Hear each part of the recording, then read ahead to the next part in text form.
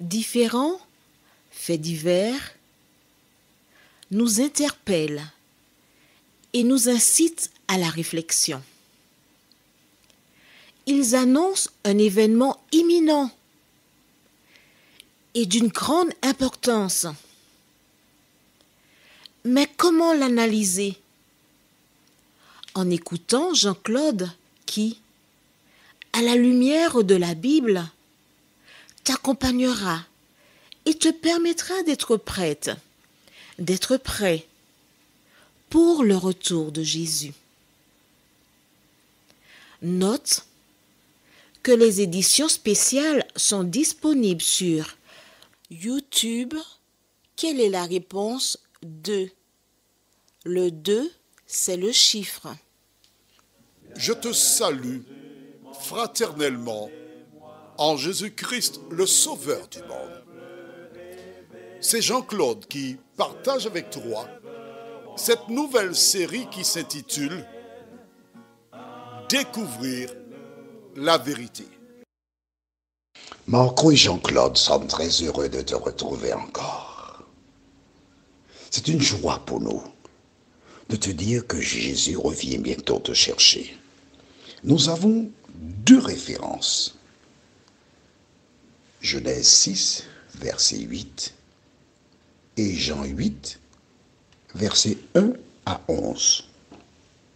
Genèse 6, verset 8 et Jean 8, verset 1 à 11. C'est bon? Le thème de ce jour, c'est « Noé trouva ». Qu'a-t-il trouvé? C'est ce que nous découvrirons dans Genèse 6, verset 8 et Jean 8, verset 1 à 11. Mais juste avant, prions. Notre Seigneur et notre Dieu, nous revenons vers toi, car nous avons besoin de ton aide, de ton assistance, de ta présence, afin d'affronter les épreuves de la vie. Cet esprit, merci de nous éclairer, car aujourd'hui, de nombreuses personnes découvriront une vérité jusque-là inconnue. Que ta paix et ta grâce nous accompagnent au nom de Jésus pour ta gloire éternelle. Amen. Rappelle-toi, nous avons vu comment la méchanceté des hommes était grande sur la terre. Et Dieu décida de les détruire. Pourquoi avons-nous ce récit? C'est afin de nous préparer, afin que nous sachions ce qu'il faut faire en telle ou telle circonstance. Je te donne un exemple. Quand j'étais enfant, un jour un monsieur avait une phlébite. On lui massait la jambe, on prenait une bande qu'on entourait pour la phlébite. Et un jour, quelqu'un lui a dit, ce qui est bon pour la phlébite, c'est de prendre un crapaud, le vivant, et le passer sur la jambe. Et ensuite, on jette le crapaud, on ne regarde pas où il tombe, et quand il mourra, on est guéri. On n'aura plus de phlébite. Le monsieur qui n'avait pas foi aux yeux m'a demandé, est-ce que je voulais aller prendre un crapaud pour lui dire, moi, pas du tout. Et tu sais quoi? Il m'a dit, je te donne 1 franc. Si tu apportes un crapaud pour passer sur ma jambe, je te donne 1 franc. Quand j'ai entendu 1 franc, en ce temps-là, on achetait un floup 20 centimes. C'est le floup, ce petit truc-là. Tu connais un floup? Ben si, quelque chose qui est au congélateur, que tu suces. 1 franc me donnait 5 floups. J'ai dit, je vais réfléchir. Bon, j'ai déjà réfléchi, j'ai déjà trouvé que j'aurais 5 floups. Mais aller tenir un crapaud, On dit que les crapauds lâchent un lait, on peut devenir aveugle. C'est dangereux, cela. Et de l'autre côté, je pensais aux floupes. Les floupes sont bons, en fait. Quand j'étais enfant, je pensais que c'était bon. Mais pour la santé, plus tard, j'ai compris que ce n'est pas si bon que ça. Mais j'étais un enfant à l'époque. Alors j'ai pris un sachet en plastique. J'avais aperçu un crapaud. Je l'ai tenu. Il a commencé à crier, quoi. Je l'ai tenu fort là. J'ai dit, mon vieux, je veux manger les 5 floupes, je ne vais pas te lâcher. Et je suis arrivé chez le monsieur, j'ai le crapaud. Et j'ai passé le crapaud sur la jambe du monsieur. Qui monte, qui descend, le crapaud crie, il crie. Et après chaque montée descend, je dis, il n'y a pas encore assez? Il m'a dit, non, continue encore. Je continue le crapaud qui crie de ma main, mais je pense aux 5 floupes. Alors j'oublie les cris du crapaud. Et quand j'ai fini, il m'a laissé manger, j'ai jeté le crapaud. J'ai mangé de suite un floupe. Cette personne était déterminée. Elle voulait la guérison.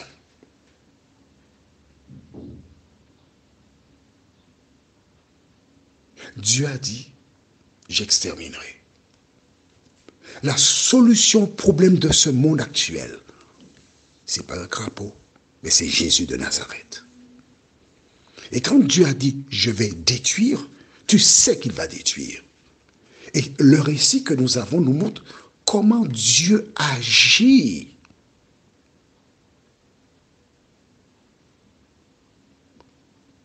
Il ne change pas.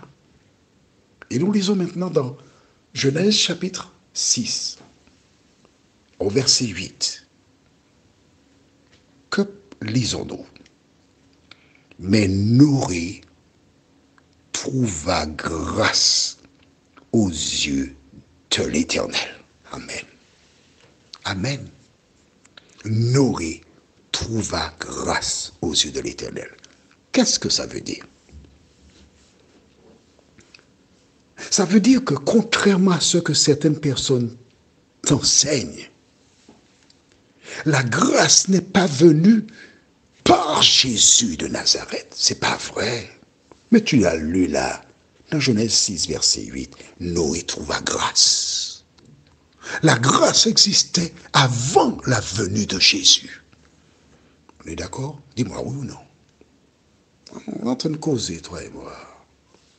Faut pas bégayer, non? Parce qu'on dit bégayer, ben. La grâce, c'est écrit dans la Bible. Mais la grâce existait depuis la création du monde. Mais oui, je te le démontre.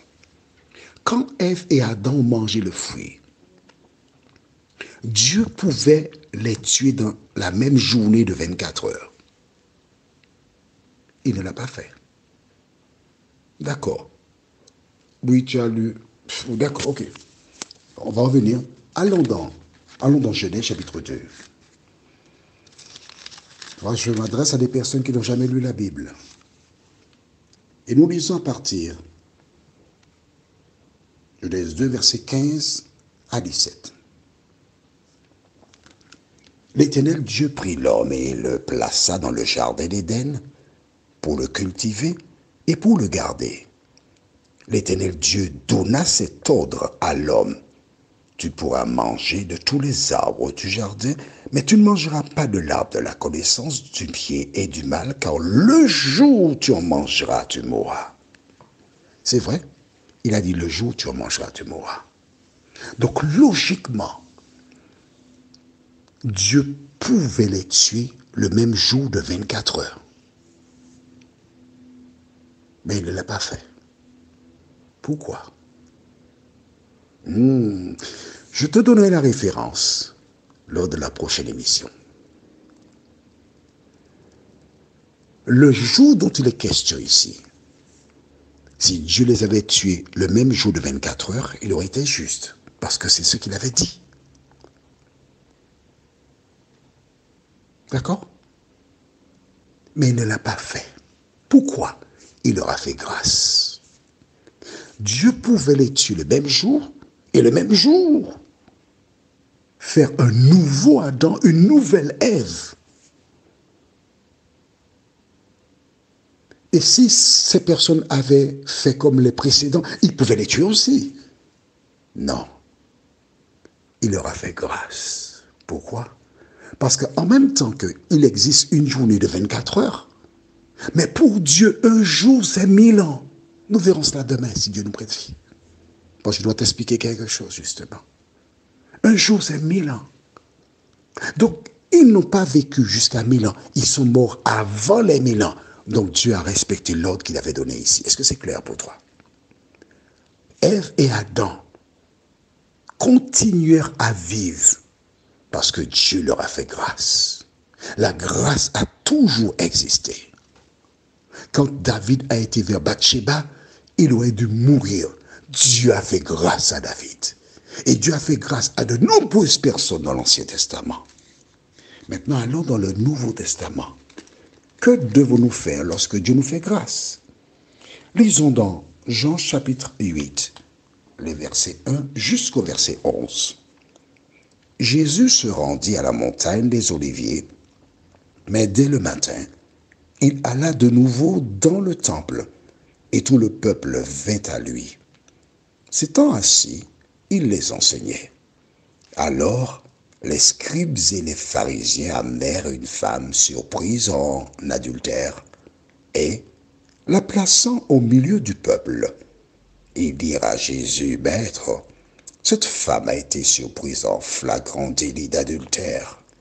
Moïse, dans la loi, nous a ordonné de lapider de telles femmes. Toi, donc, que dis-tu » Il disait cela pour l'éprouver, afin de pouvoir l'accuser. Mais Jésus, s'étant baissé, écrivait avec le doigt sur la terre. Comme il continuait à l'interroger, il se releva et leur dit, « Que celui de vous qui est sans péché jette le premier la pierre contre elle. » Et s'étant de nouveau baissé, il écrivait sur la terre. Quand ils entendirent cela, accusés par leur conscience, ils se retirèrent un à un, depuis les plus âgés jusqu'au dernier. Et Jésus resta seul avec la femme qui était là, au milieu. Alors, s'étant relevé, et ne voyant plus que la femme, Jésus lui dit, « Femme, où sont ceux qui t'accusaient? Personne ne t'a-t-il condamné ?» Elle répondit, « Non, Seigneur. » Et Jésus lui dit, « Je ne te condamne pas non plus. Va et ne pêche plus. » Jésus fit grâce à cette femme. Et c'est la même attitude qu'il adopte à ton endroit et à mon endroit.